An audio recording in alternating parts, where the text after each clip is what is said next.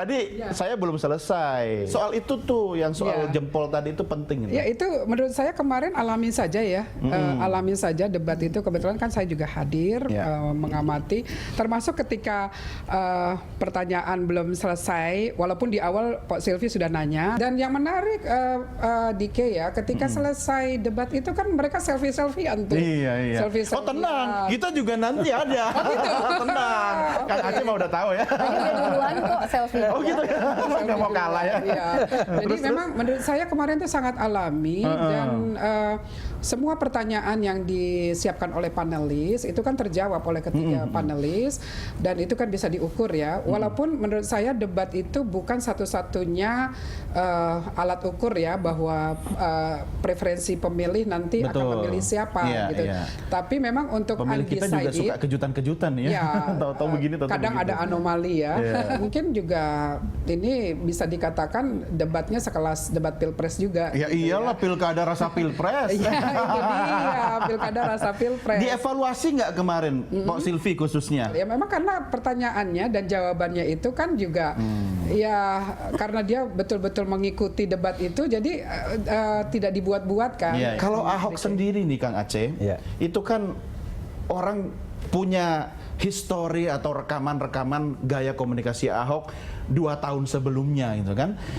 Merasa nggak kalau misalnya ada perbedaan ketika Ahok kan katanya tadi belajar ya, menerima masukan. Tim sesnya ini yang terlalu mencekoi macam-macam.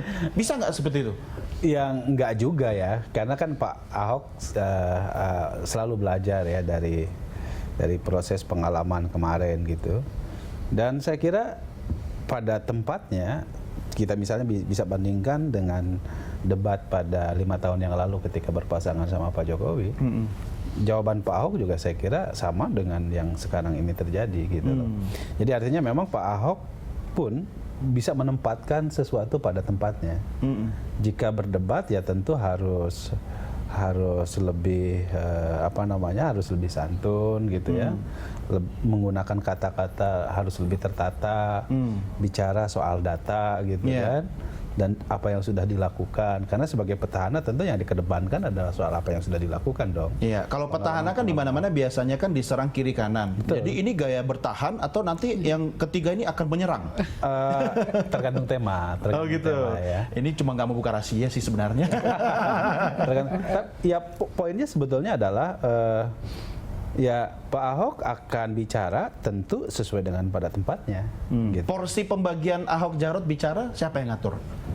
Saya kira kedua-duanya memahami posisinya masing-masing. Ya, beliau Pak Ahok akan mempersilahkan kepada Pak Jarot untuk menyampaikan apa yang menjadi porsinya. Demikian pula Pak Jarot akan memberikan kesempatan kepada Pak Ahok sesuai dengan porsinya begitu. Natural aja nanti ya. Itu prosesnya gimana? Natural aja. Dan kalau kita lihat kan kemarin Pak Ahok dan Pak Jarot seperti apa, karena memang kedua-duanya berpengalaman sebagai kepala daerah gitu kan. Ya apapun yang ditanyakan ya sesuai dengan porsinya masing-masing mereka bicara. Kalau Mas Anies, Bang Sandi, kita mengkritisi soal pemilihan kata dari seorang Anies dan respon Sandi juga ketika mengangguk mendengarkan Mas Anies bicara.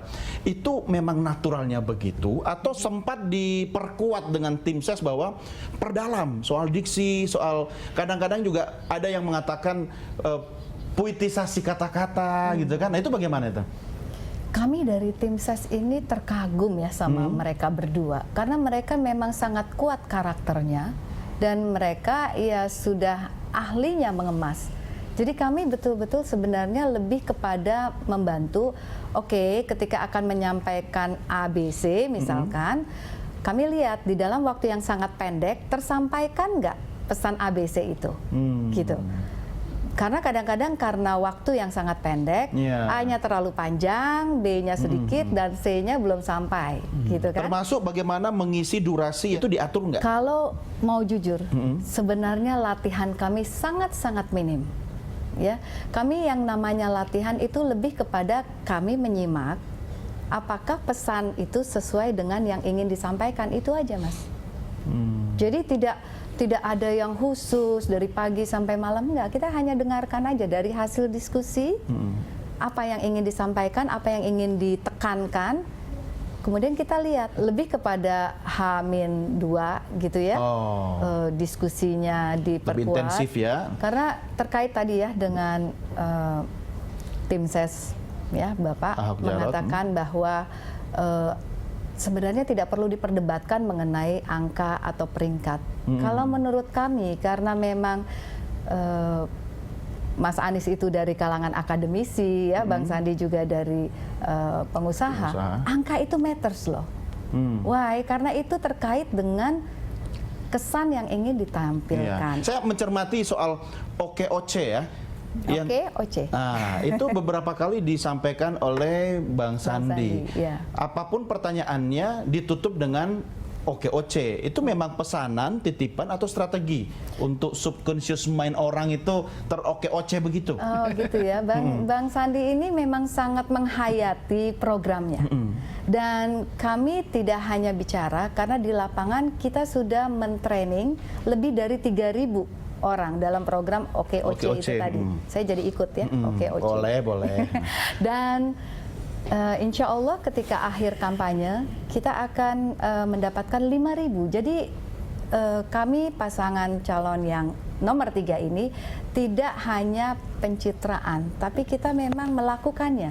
Jadi karena memang sehari-hari Bang Sandi itu sering kali menghadiri OKOC trainingnya, jadi ini udah sangat luas. Lain sama saya nggak seluas beliau. Ya. Jadi iyalah kan nggak mau maju jadi wagub kan? Mungkin kalau dicalonkan. Saya juga deh kalau gitu. Sebelum maju kita break dulu, kita ambil minum, kita lanjutkan segmen berikutnya tetap bareng saya dalam DK Show.